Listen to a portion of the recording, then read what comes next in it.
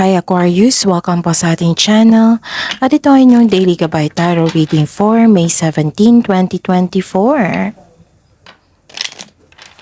Please be reminded kung nakaresonate kayo, comment down. Kung hindi kayo nakaresonate, ibigay niyo po sa iba kasi channel reading po ito.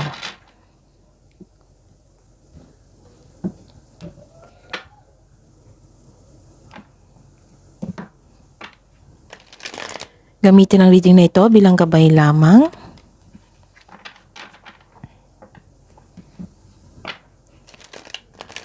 Please like, subscribe, and click bell button for notification para updated po kayo sa daily tarot reading natin. Maraming salamat po.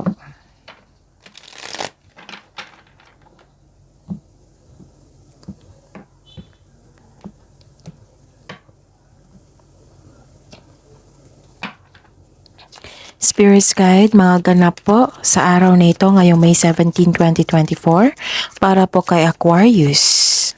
I need 3 cards po.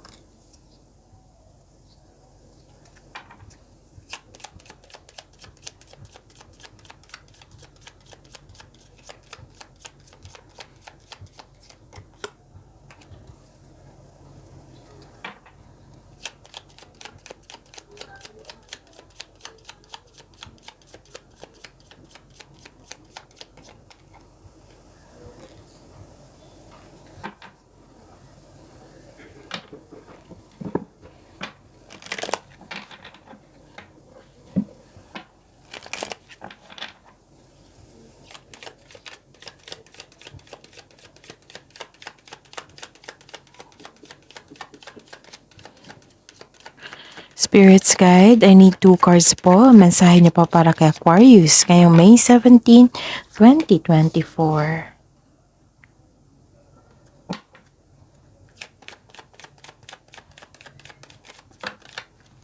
Kunin ko to. Okay, Aquarius, ngayong May 17, 2024, may nakita ko ditong nakatanggap kayo ng good news. May pagbabago po. This is change for the better. May nakita ko ditong buntis, pwedeng nanganak, pwedeng nagpakasal, basta po pagbabago. Pwedeng may nagkwento sa inyo, pwedeng kayo po ito na nagkaroon ng pagbabago. And may nakita ko ditong improvement and promotion. Yes, may nakita ko improvement and promotion dito na naka-receive kayo ng good news. Okay? And may nakita din akong in-announce mo ito sa isang grupo na nagulat sila at na-surprise sila. Nagkaroon ng movement po dito. Okay? And yes, this is change for the better. May isang lalaki na magbigay sa inyo ng influence sa araw na ito. Oo, malaki ang kanyang influence. Itong lalaking ito magbibigay sa iyo ng pwedeng siya yung nagbigay ng tulong sa inyo. Pwedeng siya yung nagbigay ng peace of mind sa inyo and happiness. Pwede din siya yung nagbigay ng sakit ng ulo. Okay? Pero may nakita ko ditong hope and healing. This is another blessing sa dalawa na po yung blessings. Nagkaroon ng clarity, may nalaman kayong sikreto, pwede. Basta po kung naguguluhan kayo noon, nagkaroon na ng clarity ngayon. Nagkaroon na ng sagot. Nagkaroon ng hope and healing also. Malakas ang inyong intuition, marami kayong iniisip na gusto nyong gawin, gusto nyong bigyan ng action. Tapos humihingi kayo ng guidance dito or navivision mo yung mga plano mo sa buhay. Okay? Nakikita ko rin dito, nagre-research kayo sa internet, sa World Wide Web. Okay. May nakita ko dito na kailangan nyo daw mag-invite, like for example, di ba, yung sabi ko sa inyo, na kung nahirapan kayo, nagkaroon ng negativity, mag-invite kayo ng positive affirmation. Magkaroon ng positive affirmation. I am loved. I am healthy. Yung mga magagandang bagay na nakakabuti sa iyo. So, invite serendipity. And this is the clarification po sa inyong card dito. Diba sabi ko sa inyo, nagkaroon ng improvement and development. And ingat po kayo ha kasi may nakita ko ditong distraction. Pwedeng may toxic na tao, toxic na workplace, toxic na sitwasyon. Salamin natin.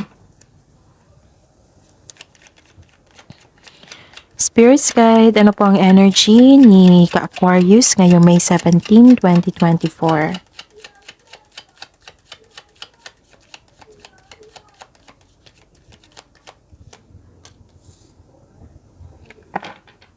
And the clarification po.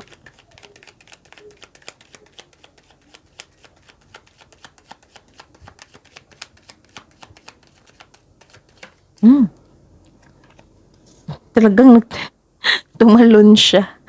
Okay. By the way, Aquarius,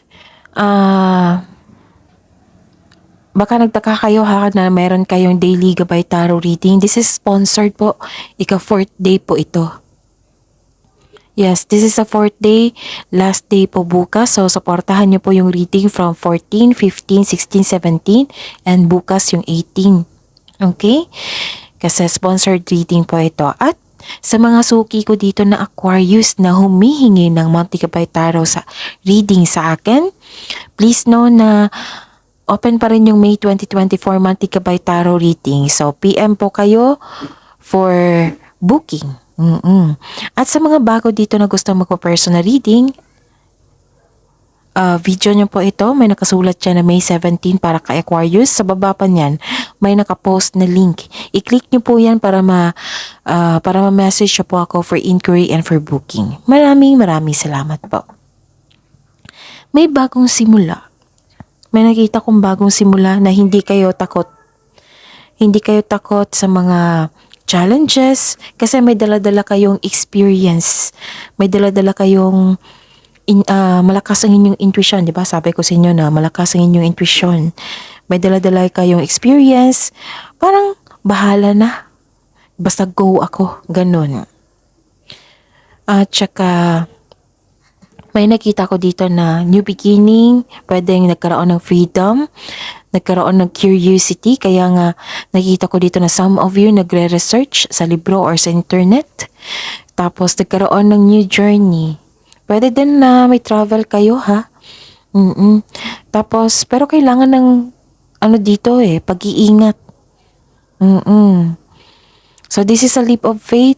Hindi kayo takot sa mga challenges or obstacles. You know you are on the right path. Kumbaga, bahala na. Bahala na si Batman, ganun.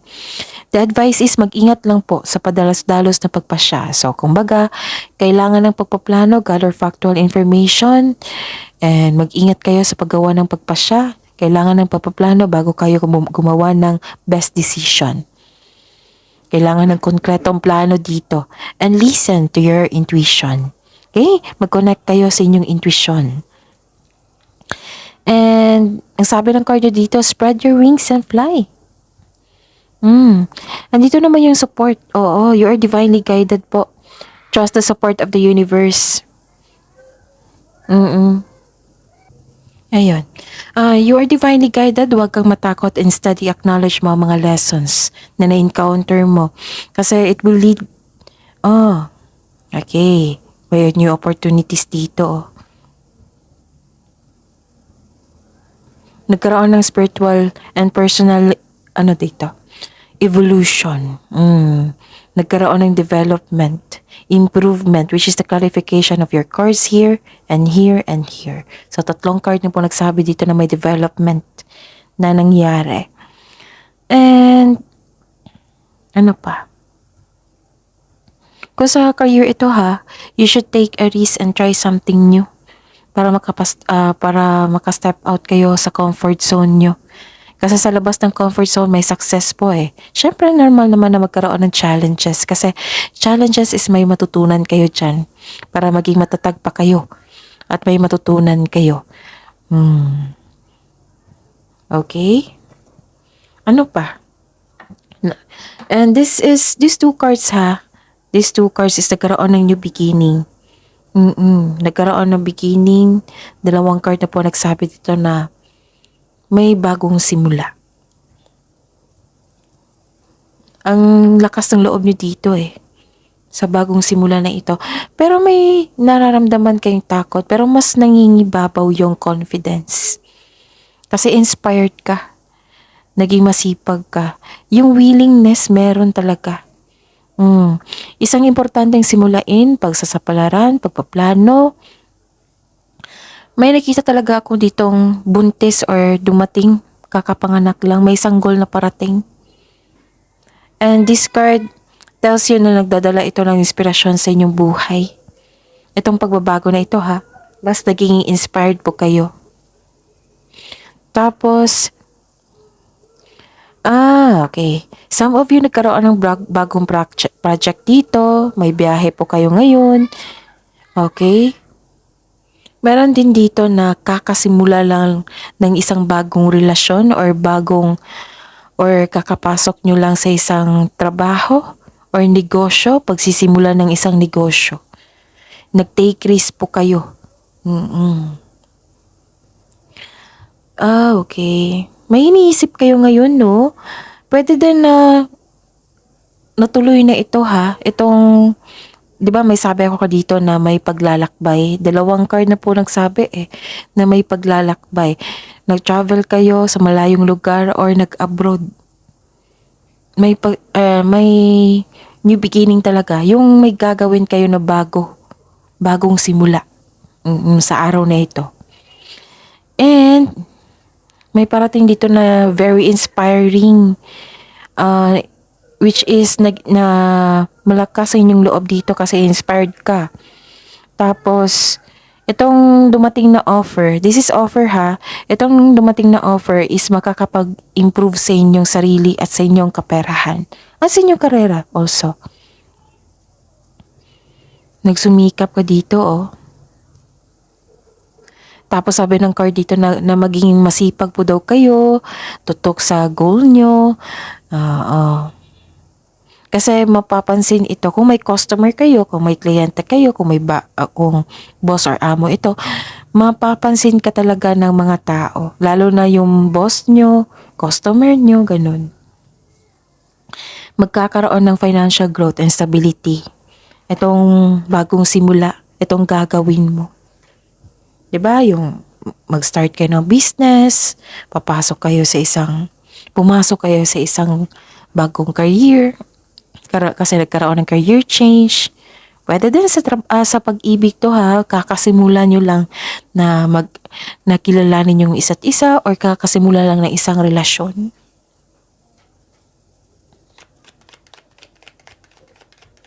Spirits Guide, Career and Money po ni Aquarius ngayong May 17, 2024.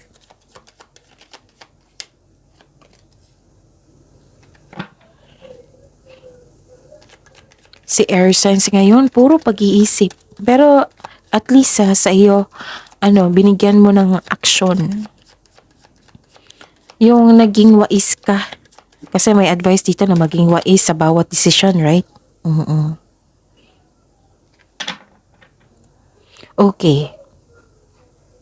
Sa career and money po ni Aquarius, may nakita ko dito nag-iisip ka, yung pumipili kayo ng the best decision. Pwede ha, kasi may nakikita ko ditong offer, right? Maraming offer to, opportunities. Pero may sabi dito yung card na may offer daw na hindi nyo napansin. Hindi nyo napansin kasi pwede nag-overthink kayo. Kasi may nakita ko ditong pagod kayo sa kakaisip, nalilito kayo. So, baka kailangan ng pahinga. Pumipili kayo dito And,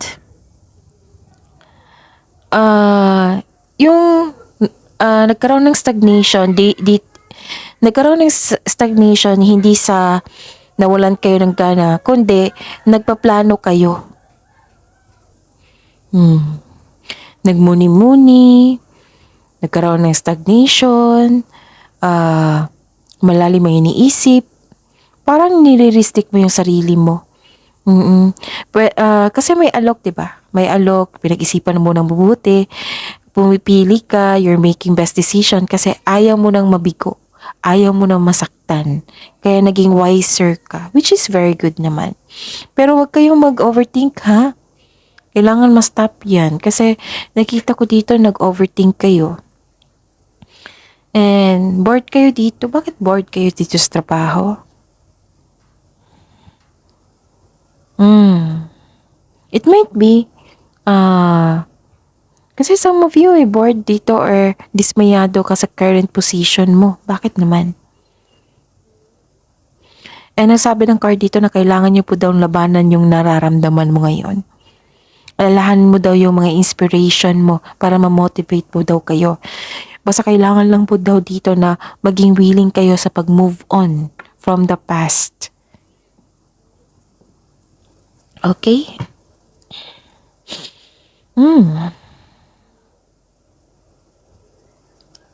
Pero actually, malapit na to eh. Malapit na tong ma-resolve. Mabigyan na ng sagot. Okay? Pero, Aquarius, nagkaroon kayo ng anxiety dito eh. Pag-alala. Pero malapit na ang completion ng inyong gawain. This two cards is the clarification na nagkaroon ng solitude na gusto nyo makapag-isip na mag-isa lang. Tapos, huwag nyo pahirapan yung sarili mo. Huwag nyo pahirapan yung sarili nyo. Kasi nakita ko dito na wala kayong tulog, balisa, natatakot, naghihinala. Worried kayo at stress. Pwedeng sa kaperahan sa trabaho. Ito ay magdudulot ng pagkawalan ng tulog or focus po. Stress po kayo. Okay. Diba sabi ko sa inyo, overthinking? Kayong air signs, nag-overthink talaga kayo ngayon. So, learn to stop it. Okay? Learn from mindfulness skills. Or research nyo yan sa internet kung paano. Kasi isa yan sa makatulong sa inyo na magkaroon kayo ng ma-stop nyo yung overthinking and overanalyzing. Mapapansin nyo yan na kung paulit-ulit na lang na walang solusyon, then give a problem solving. Give a solution sa inyong problema. Okay? Then, huwag niyong hayaan, huwag niyong pahirapan yung sarili niyo. Kung may na-miss kayong opportunity, kung may nararamdaman kayo na regarding sa past nyo na ayaw nyo nang ma-experience, huwag nyo pahirapan yung sarili nyo kasi mag-create yan ng blockages. Ang blockages po isa sa dahilan na hindi makapasok yung blessings na para sa inyo. Huwag nyong hayaan. Kailangan yung i-let go yan. Kailangan mo yung magkaroon ng face your fears, bigyan ng solusyon. Kaya yan. Actually, itong card nagsabi dito na itong pangyayaring ito ay pansamantala lamang at lilipas din ito. Baka kailangan mo ng kausap. Baka kailangan ng pahinga. And siguraduhin nyo kung nagpahinga kayo, hindi kayo nag-overthink. Okay? Spirit's Guide, Love Life, Self-Love, Partnership, and Romance ni Aquarius ngayong May 17, 2024. Busy na kayo. Which is okay na. Baka nahihirapan kayo sa paggawa ng desisyon dito. Kasi yung pumipigil sa inyo, yung mga takot na nararamdaman mo. Or kulang lang kayo sa pahinga. Hindi kasi kayo makagawa ng desisyon yan kung kulang kayo sa pahinga or gutom. Busy na kayo dito. Nakikita ko dito na actually, I consider this as a blessing. Kasi nakakonect kayo sa inyong intuition, sa nature, at binigyan kayo ng ideas, thoughts, kung anong dapat gawin. Okay? And granted yung manifestation mo. Yes. Kaya nga, granted yung manifestation mo. Naging busy ka. You are inspired ulit. Nagkaroon ng adaptation. Siguro itong bagong simula, nahihirapan ka. Siyempre, normal naman yung nahihirapan ka kasi bago lahat. Pero si Earth Signs is, ang strength nyo is adaptation. Kayo mga Aquarius, yes. Kayo, si Gemini, Libra, and Aquarius. Kayo mga Aquarius, nagkaroon ng self-confidence na po dito.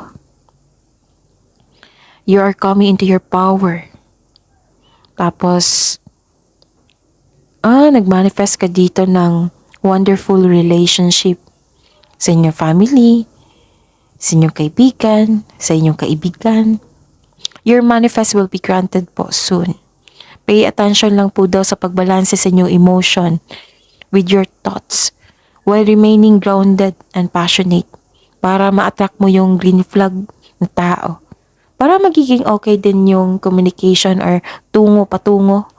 Oo, yung connection ng isang tao sa iyo. Okay?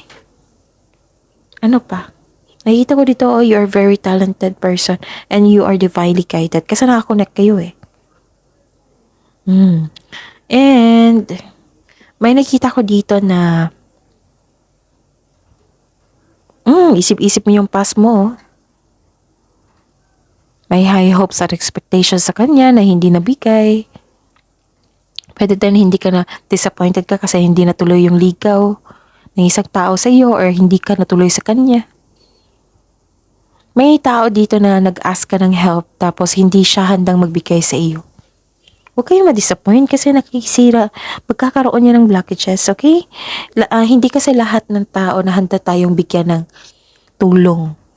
Baka kailangan din nila ng tulong. Baka busy lang sila. Katulad mo, busy. Okay? So, tingnan ko muna yung repeating number.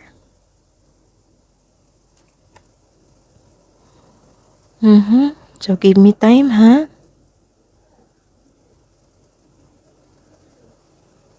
Okay, baka bukas meron na.